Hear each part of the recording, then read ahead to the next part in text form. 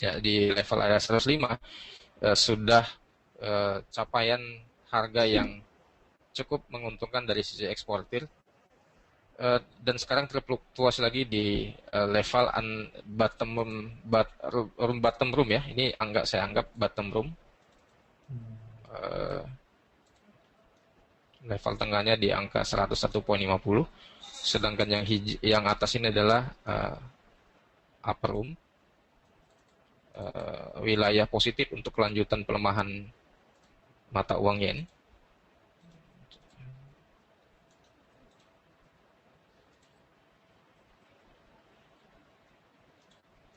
Ya, ini ekspektasi saya dari pelemahan yen di atas 105 ini barangkali bisa gagal dikarenakan sekarang berada di bawah 101,50 ya, 101,30-an ya sekarang ya kalau tidak salah.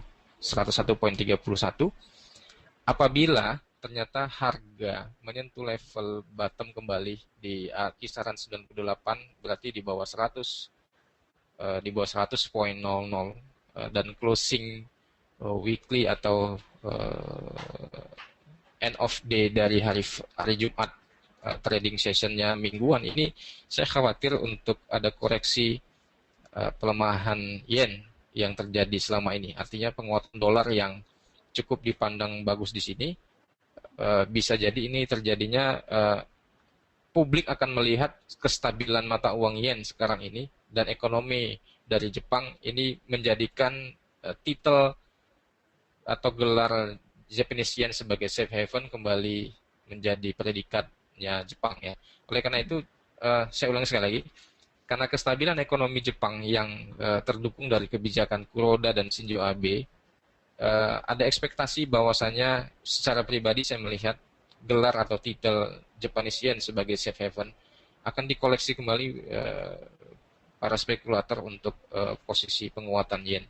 Oleh karena itu, tactical strategi plan kita adalah di bawah closing 100,00 dari kondisi weekly atau hari Jumat closing weekly-nya. Saya menganggap trend bearish untuk US dollar yen ini akan terjadi, walaupun di sisi negara lain terjadi penguatan dolar ya. Tapi di sini kemungkinan akan terjadi pelemahan dolar terhadap Japanese yen. Pak Dwi, barangkali ada sanggahan dari sudut pandang saya, karena terlihat ada stagnasi di sini, di mana kebijakan perpajakan itu akan meredam tingkat ekspor dan impor ya.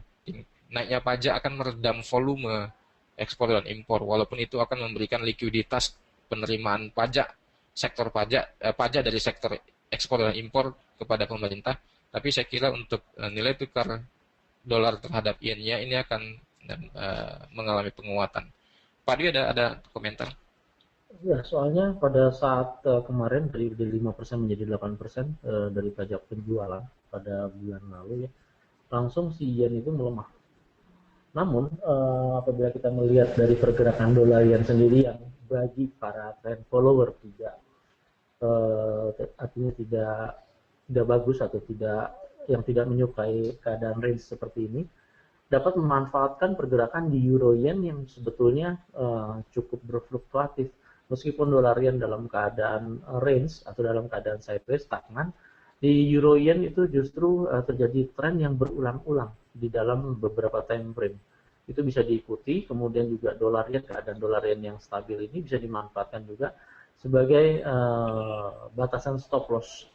Jadi ketika kita dikonversi, sebetulnya angka tertinggi yang terjadi di dolar yen di berapa, menjadikan stop loss untuk di euro yen, dalam arti kata pada saat tertingginya di dolar yen tanggal berapa, pada saat berapa di euro yen-nya sendiri dalam keadaan berapa. Jadi teknik yang Time frame berapa Pak? biasanya 1 jam Pak. Dolar yen menjadi patokan untuk stop loss di euro yen. Jadi kalau transaksi euro yen sendiri merupakan transaksi yang sangat fluktuatif, jadi trend follower. Oke.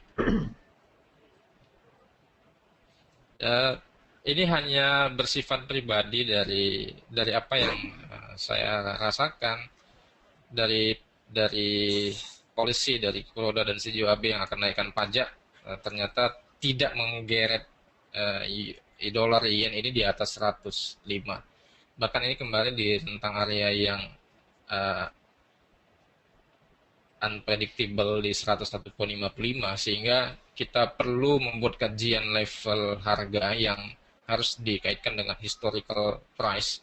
Oleh karena itu saya mengambil fluktuasi range area di wilayah 2007 dan 2008 sebagai acuan rentang harga di mana masa-masa transisi ekonomi Jepang sebagai leader di pasaran ekspor otomotif. Kemudian kita kaitkan tentang membagi wilayah positif dan negatif untuk pergerakan yen. Barangkali ini lebih jelas bisa kita buat menjadi topik yang menarik untuk kaitan ekspor dan impor Jepang pada masa itu 2007 dan 2008 dengan tingkat supply and demand mata uang dolar terhadap yen. Ini cocok untuk kita kaji lebih lanjut, kita kembangkan lagi. Namun di briefing pagi ini kita cukup ini dulu untuk Japanese yen. Kita akan lanjut dulu ke materi, Pak Dwi. Oke, silakan, Pak.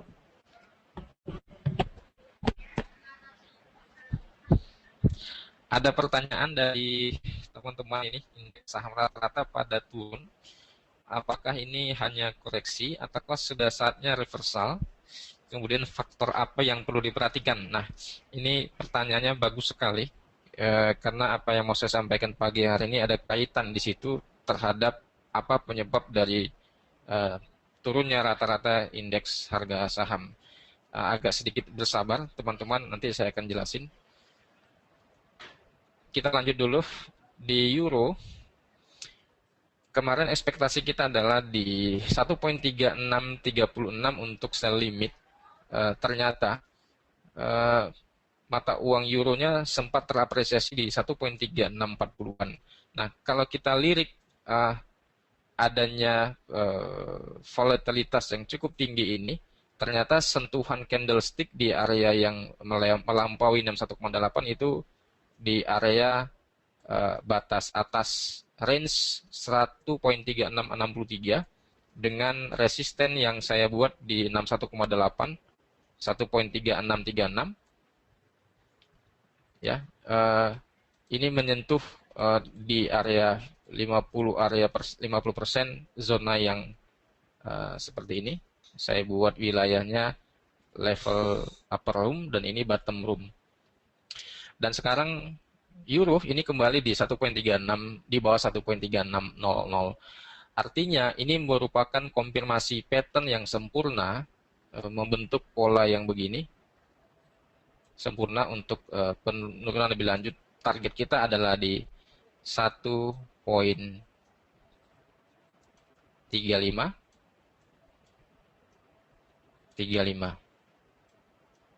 Nah, ini untuk 4 digit. Kalau dia 5 digit, lebih enak kita menghafalnya, tambah aja angkanya ujungnya 1. 1.35351. Ini target untuk di euro. Strategi pelemahannya masih kita pakai sampai sekarang ini. Pak Dwi ada komentar? Nampaknya teori 123 ya, diprediksi akan terjadi di euro dolar, Pak. Ya, berarti ini 123-nya begini, Pak Dwi. Ya.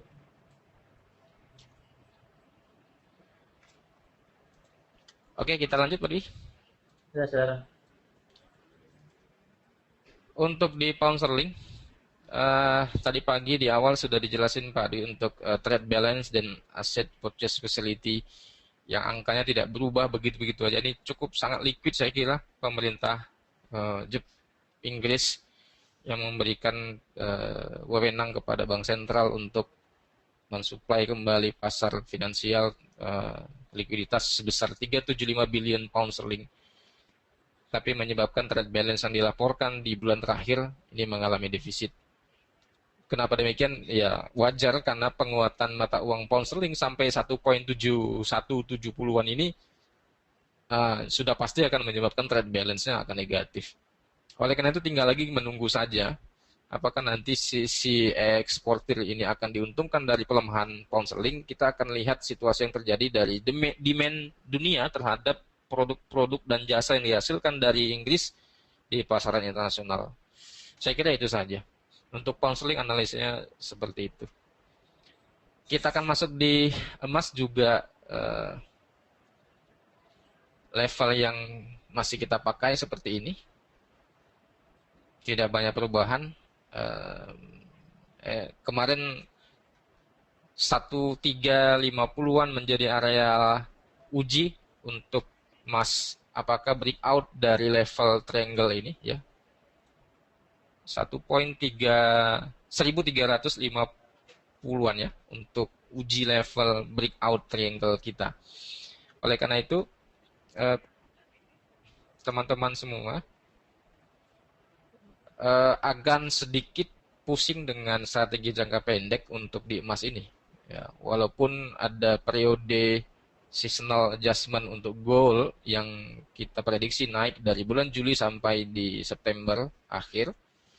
Oleh karena itu lebih wise, lebih baiknya penempatan posisinya adalah buy limit di support. Ya, apakah di support 1, support 2, atau support 3 untuk jangka pendek. Nah, sedangkan posisi support 1, support 2, dan support 3 yang saya lampirkan di layar, ini untuk strategi jangka panjang. Strategi jangka panjang, support 1, 2, dan 3 untuk modal yang juga tidak kecil ya. Ini untuk strategi jangka panjang yang modal yang cukup besar. Untuk di emas saya kira tidak perlu kajian lebih banyak. Kita akan lanjut ke commodity oil. Nah, ini crude oil last time dari analisa saya bahwa saya ada support di 101.90 di sini dan ternyata levelnya tersentuh ya, ada posisinya. Dengan situasi kondisi seperti ini, dari penurunan 103.48 ke 101.28, saya kira ini teman-teman semua juga bisa melihatnya dengan jelas bahwasanya ada pola baru di sini yang kemungkinan akan membuat head and shoulder begitu ya. Jadi apakah ini ekspektasi saya benar? Tinggal lagi nanti kita lihat kelanjutannya.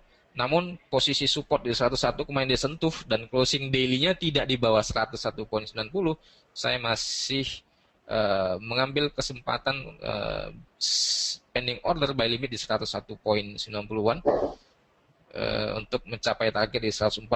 Saya kira ini masih akan terswing dulu kembali sehingga membentuk pola head and shoulder di A dan B. Ini lebih dominan. Ini analisa sederhana saya. Baik, kemudian kita akan lanjut ke pertanyaan langsung Pak. Apa namanya? ya. Jawaban pertanyaan. Oke, ini adalah pergerakan komoditi jagung di Chicago Mercantile Exchange yang dipandang sudah cukup rendah. Kemudian saya juga lampirkan harga gandum di Chicago Mercantile Exchange, teman-teman semua, bahwasanya commodity price will trigger others, akan membuat harga bahan pokok serta kebutuhan primary goods akan tinggi ya. Maksudnya begini, akan ada korelasi tingkat investasi yang masuk atau yang dipakai sebagai capital expenditure dikarenakan raw material, bahan baku yang cukup meningkat. Ini akan mempengaruhi sebenarnya. Jadi nantinya akan ada sebuah ketakutan para investor dari dunia investasi karena tingginya bahan-bahan pokok. Ini akan menyebabkan tingkat investasi di bursa saham akan menurun dikarenakan tingginya cost. Akan ada wait and see position dari para investor besar terhadap investasi saham. Itu yang menyebabkan saya melihat ini menjadi korelasi besar terhadap trigger dari pelemahan indeks dolar. Kita akan coba lihat grafik di MetaTrader ya. Kita akan lihat dulu di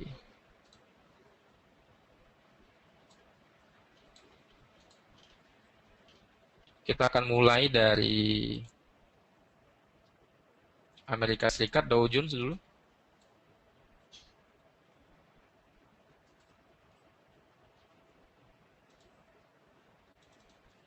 Nah, dari Dow Jones terlihat kenaikan yang menjadi euforia para trader saham karena sudah menyentuh angka 17.000, kita genapkan demikian, dipandang ini akan menjadi tren lepas landas untuk indeks saham di Amerika Serikat. Ya, ini saya tidak ada komentar terhadap Dow Jones dan ekspektasi para traders lainnya terhadap indeks saham di Amerika Serikat. Kita akan compare lagi dengan benua Eropa. Benar memang melewati di 97-90-an, namun sekarang zona dan teritori wilayah yang menjadi euforia di sini.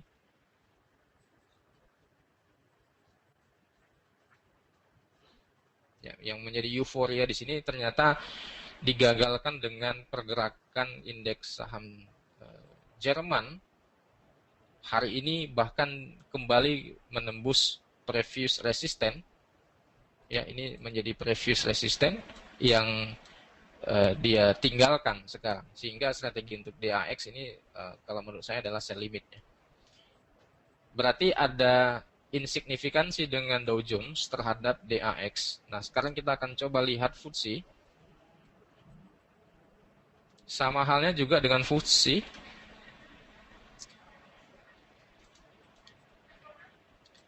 Menyentuh kembali historical price FTSE yang terjadi beberapa saat yang lalu, menjadi euforia juga di sini.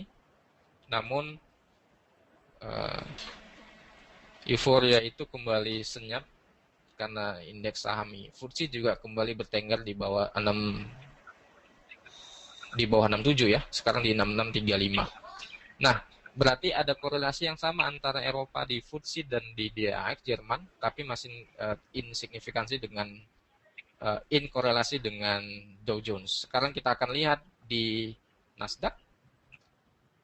Nah, ini berarti Nasdaq dengan Dow Jones posisi korelasinya positif. Kita akan ke pasar Asia, kita mulai dengan Hang Seng. Nah, Hang Seng, ekspektasi kita kemarin adalah akan bullish jika di atas 23.000 memang benar dia lewati, tapi tidak melewati resistance sebelumnya lagi. Bahkan sekarang terkoreksi kembali ke 23.000. Sekarang di 23.200, masih flat di area ini.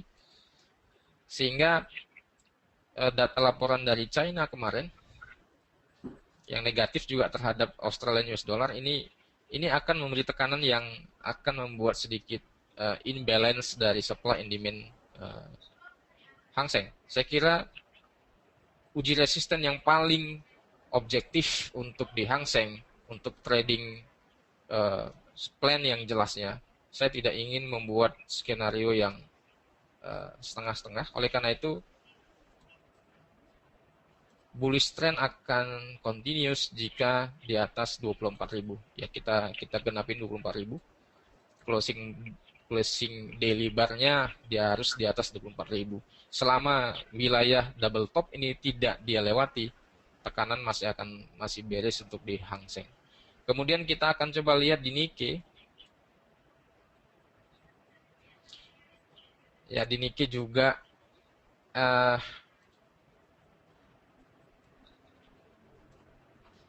sebenarnya market sempat terjadi euforia pada saat melewati level harga 15.050 dan 16.000. Tapi di 16.300 market kembali mengalami penurunan, sehingga formasi harga di sini menjadi major trend untuk Nikkei, sedangkan up dari support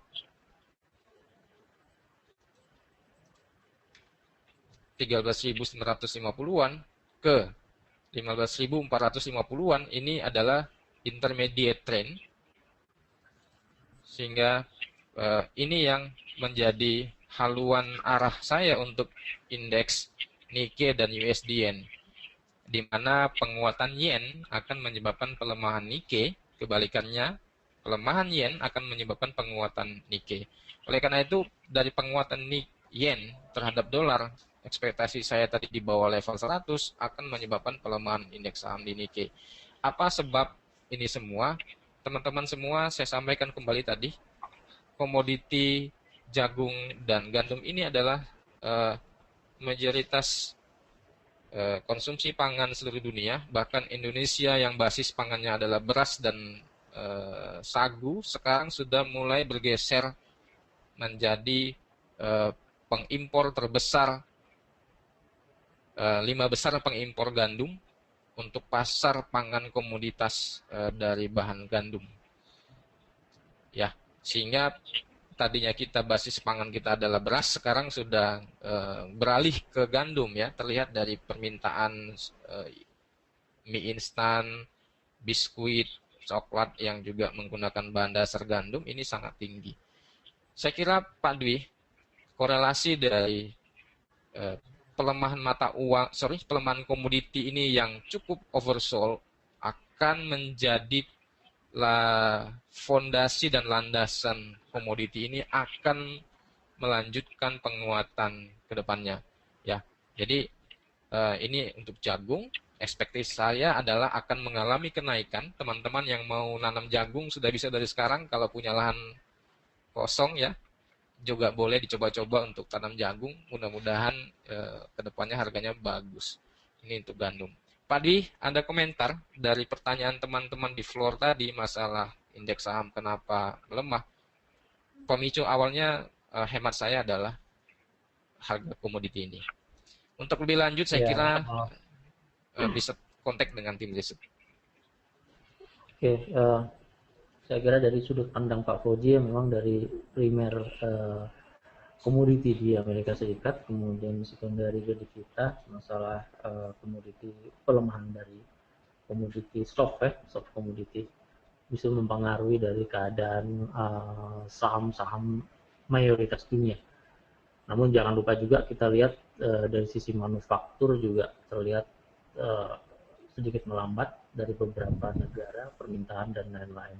Itu juga mempengaruhi, Pak.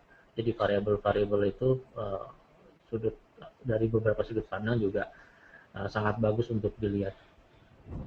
Sungguh menarik sebetulnya, jarang-jarang kita melihat respon dari komoditi soft ini untuk dibahas, dan kedepannya nampaknya cukup bagus juga untuk diperhatikan. Mungkin cukup sekian dulu Pak Fauzi ya, morning briefing. Saya simpulkan dari beberapa pers yang terjadi, pound sterling masih dalam keadaan fundamentalnya masih dalam keadaan positif. Kemudian di euro sendiri, transaksi untuk pers euro dolar kecenderungan masih dalam keadaan turun. Kemudian di dolar yen harga masih dalam keadaan range stagnan. Kemudian kita melihat dari emas masih juga dalam wilayah symmetrical triangle. Kemudian di minyak wilayah turun tampaknya terlihat, namun harus diwaspadai dalam keadaan koreksi karena menyentuh batas keseimbangan sebelumnya yang telah tersentuh untuk hari ini. Demikian morning briefing kali ini. Saya ucapkan terima kasih atas partisipasi rekan-rekan semua pada tanggal 11 Juli 2014. Mudah-mudahan seluruh informasi yang disampaikan bermanfaat bagi kita semua. Kemudian juga seluruh informasi ini harus dibarengi juga dengan kebijakan dalam transaksi dengan memperhatikan money management setiap account yang ditransaksikan. Terima kasih, selamat bekerja.